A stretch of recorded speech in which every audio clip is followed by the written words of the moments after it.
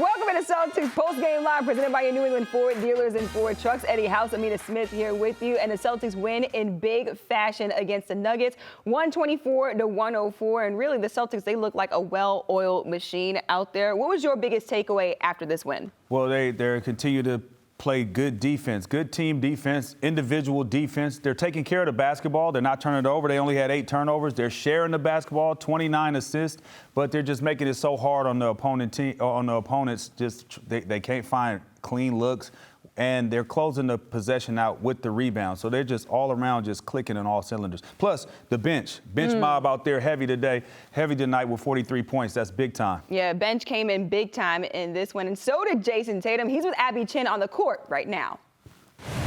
Jayson, you guys played so well in that second quarter. Mike Malone benched his starters to start the second half.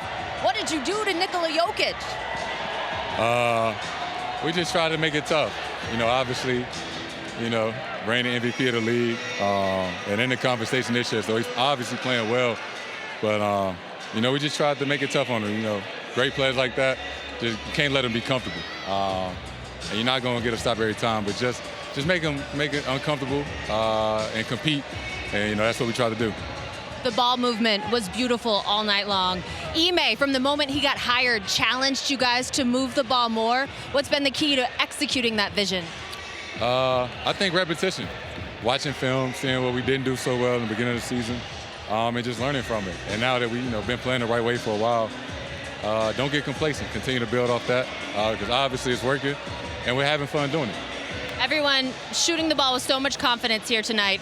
For you, you passed Ray Allen on the Celtics franchise record for made threes. Does that mean anything to you? Yeah, anytime you break a record, it's a big accomplishment. Ray Allen, one of the top 5 greatest shooters of all time. So, yeah, that means a lot. Finally, this truly felt like TD Garden West. Did you hear those MVP chants? What was it like being in here tonight? Man, that's like one of the best feelings. Obviously, you get it at home, but going on the road and seeing all these Celtics jerseys and, hearing them chant for you, there's nothing better than that. So we appreciate it. Jayson, thank you. Congrats. Thank you. Thank you.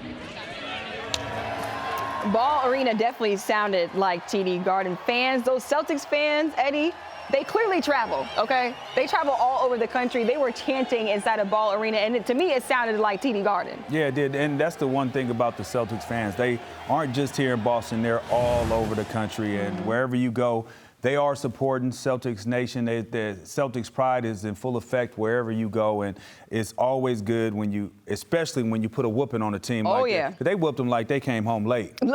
You know what I mean? Not like they came home late. They gave it to them tonight, didn't they? They did give it to them like the Denver Nuggets were in trouble. Let's go back to that first half where the Celtics, they went on that 24-2 run. Just how did the momentum in the game change at that point? Well, again, it all starts with defense. They held them to 16 points in the second quarter, and that's where everything starts with this team. When they're clicking defensively, it seemed like it translates to them having good fluidity to their offensive game, moving the basketball. And I think right now what's happening, we're seeing this team really starting to trust one another on both ends of the floor. You can hear guys talking defensively when they're switching, and then on the offensive end, the way the ball just hops around, and they don't care who's eating. Whoever has the open shot, they're going to make sure that he gets the basketball and he's going to take it with confidence. What did this win tell you about the team that we're watching right now here in Boston? That they're putting the NBA on notice and saying, hey, man, we're for real. Please pay attention to us. And if you don't want to, that's fine. We're going to come into the building and we're going to make you pay attention to us. I think that's what the attitude that they have right now. How much do you think maybe these Denver Nuggets fans, really quickly before we get to Scal, who's inside of Ball Arena, how surprised do you think they were about the whooping that the Celtics put on them tonight? Oh, well, they just blew a 14-point lead, so they trying to figure it out. The coach trying to figure it out. He benched the whole first. I've never seen that in my life where the starting lineup gets benched for the start of the second half. I've never seen that. Coach was grabbing, searching for anything, any kind of energy he could get, and this is the wrong team to be searching. Yeah. Scal joining us live from inside of Ball Arena right now. And Scal, this Denver Nuggets team, they got a beat down by the Celtics tonight. Your biggest takeaway after this win? Second quarter, when Jayson Tatum came back into the game with Peyton Pritchard out there, and I just thought they just went to another level. And as you could see, like when the Celtics are really humming, moving the ball, defending at a high level, switching, all that stuff, and they go to that next level, a lot of teams are having a hard time matching that physicality, matching the intensity, matching the pace at which they play at. So the second quarter dictated this game, and it's nice to see the Celtics doing it different ways. I thought today it was Jayson Tatum and Peyton Pritchard, like taking the bull by the horns and making this thing happen in the second to close out the half. Let's take a look, though, at how Jayson Tatum and Jaylen Brown, they performed in tonight's win.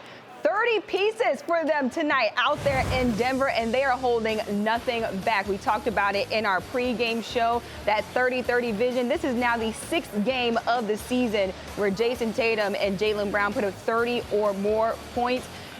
Scout, when you take a look at what Jayson Tatum is doing out there, just what type of intensity is he playing with down the stretch? Yeah, I mean, he's just so locked in right now, and they're getting 30.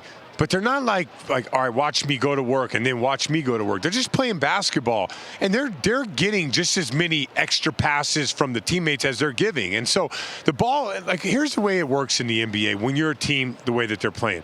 The ball finds the best player. Ideally, in this world, you play, you move the ball, you get all kinds of open shots. But what it's happening right now is teams are scrambling, and then that ball is finding Tatum with 5 seconds to go, or finding Jaylen Brown, and people are running at them. And at that point, Tatum and Brown are just cooking people. So I really it's not, like I said before, it's not just them coming down, going isolation, everybody watch me, or taking heat checks. They're playing good basketball, and the ball is finding the best players. That's how you want to play if you're going to be successful. And Scal, you talk about how well they've been playing, but just how efficient have they been? I mean, you get 30 points on 17 shots. You really don't go to the free throw line. You go to get 2 free throws. That's Jayson Tatum. I mean, they're just clicking offensively, and again, the ball finding energy, but the way that they're efficient right now is just amazing, and scoring at a high clip like this. And then you hit on one thing. I don't think the people understand how physical this team is on defense. Talk a little bit about that. Big time. Yeah, their length across the board, the fact that they could switch everything, the fact that from Smart to Brown to Tatum to Al to Rob Williams, they can guard every point guard, and they can guard every 5. It's unlike anything we've seen in the NBA. But also, we should mention that they rebound at a high clip as well, and anybody that gets the ball can lead the break. So yeah, the versatility of the Celtics is off the charts. Everyone's trying to play like this. Remember the Warrior team when they had Iguodala, Draymond, and KD, that they called it the Death Star lineup. Well, that's what we got right now with these guys. It's not the same offensive firepower, but everybody can guard everybody, and defensively they're active. They're all locked in. They know how to rotate out. They don't overhelp. They don't underhelp. Right now they're just playing such good basketball. Jaylen Brown with his 3rd game of 30 or more so far this season. Eddie, how did he impact tonight's win? I think he's just been aggressive, and it's been the last, handful of games where he's making sure he's in attack mode. He's trying to get downhill. He's trying to get his shoulders around the defender and make sure that he's putting pressure on the interior of the defense to create for others if he has to, but he's really going there to create for himself. And I think that's what he's been doing. And people are talking, should they break this 2 up? They're not the same player. You see Jayson Tatum shoots a lot of threes, and he's been efficient with it, but Jaylen Brown is looking to get to the cup. He's just so athletic, and with his athleticism, once he gets into the paint, he could elevate over anybody in there and finish with the best of them. And let's take a look at the road trip results so far with the Celtics out west, and you see it right there. 3-0 so far on this trip. They've got the Thunder coming up tomorrow on a back-to-back. Scal, when you take a look at how the Celtics are doing right now on this road trip, just how strong do they look out there on the court? They're as strong as those Eddie House comments about Dennis Schroeder in the pregame show. Then they must be very strong. My man got ninja stars. He got daggers. He had to go. Let me tell you, man. No, I tried to say everything but that as Eddie House just comes in and drops an atomic bomb, man. But you were right. But daggers. So, what did you ask me about? How strong this Celtics team looks right now out west. Right. They look tough, man. They look tough. Like I said, like those daggers he House had today, man. That was more like a grenade. He just took the pin out and threw it over there. I couldn't believe you did that. Look, Eddie is just trying to get the truth. I just want him to say his truth here on the program. That's all I'm looking for.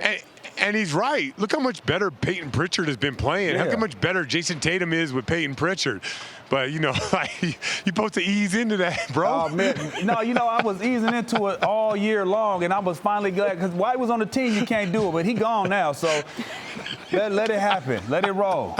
I'm so glad he's gone. Believe it. Oh, He man. cold-blooded, Well, we man. know You we will have cold-blooded. Kendrick Perkins on the call with Scal tomorrow for that back-to-back matchup with the Celtics. So, Scal, thanks so much for that insight right there. You see the final score, 124-104 out there in Denver.